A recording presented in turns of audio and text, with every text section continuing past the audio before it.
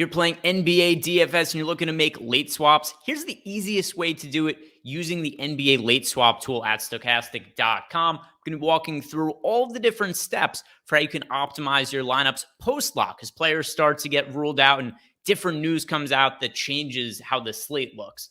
First thing you're going to want to do is go to the NBA late swap tab within our Sims tool. Next, you're going to choose a entry file. So whatever site you're playing on, DraftKings, FanDuel, Owner's Box, download your lineups from that site, then select it from your downloaded files, and there it is. It's going to pop right up in here. If you want to use custom projections, you could go ahead and do that. If not, though, you could use the projections that we have right here at Stokastic.com. That's what it's going to default to, and you don't have to choose any kind of settings for that.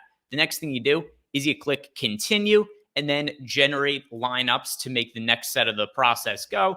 Pool size, you could select how many lineups you want to be in that pool, and you want it to be closest to the size of the contest that you're playing in, because what we're going to be doing is making a field for what we're expecting the field to be doing. So if you are on the base package, you could build up to 500 lineups for this, or up to 5,000 if you have the max version. For the purpose of this, I'm just going to select 250. A couple other things to notice, just make sure that the right slate and the right site are selected in here as well. Then you select generate lineups. And now what this is doing is it's making the lineups that are going to represent what the field is expected to be doing for the rest of the slate.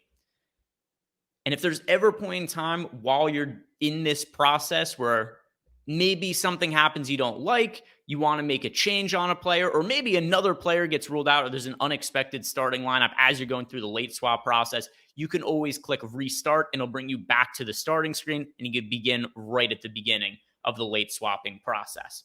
After these lineups are done being made here, we've got our field generated. You will see the players' ownership projections as well as what actually ended up showing up in the pool. If you want to rerun this by changing the ownership of any individual player, you could do arrows up or arrows down, and that will get you more or less of the player in the field's lineups, not your lineups, but in the fields here. So if you think that a player should be higher owned than what the pool exposure is, that's where you want to use those arrows. After you're done with this, go and create swappable lineups, and this is going to make different iterations of the lineups that you've already played on your preferred site, DraftKings, FanDuel, Owner's Box. It is now going to create a pool of lineups that you could potentially swap to. So one thing you'll find in NBA is certain lineups you could have lots of different swaps of, but sometimes you might run into a situation where, hey, there's only one game left on the slate, and you only have your utility spot taken, and there might be very few players that you could potentially swap to in any individual lineup. But what this is doing right here is it's finding different iterations that all the lineups can be made into. And then what we're going to do next is we end up simulating out the different versions of those lineups so that we could really make sure that we're optimizing the players that we're swapping to here. And now you'll see also this bar is going to give you a status update on where everything is at. So of the lineups that are being built, they're currently being ranked, and that's in terms of just the simulations, right? What is their projected ROI as they're all playing against each other and against the fields in here? And what this is doing is it is simulating those lineups out 40,000 times that they're playing against each other. So now we get onto this screen.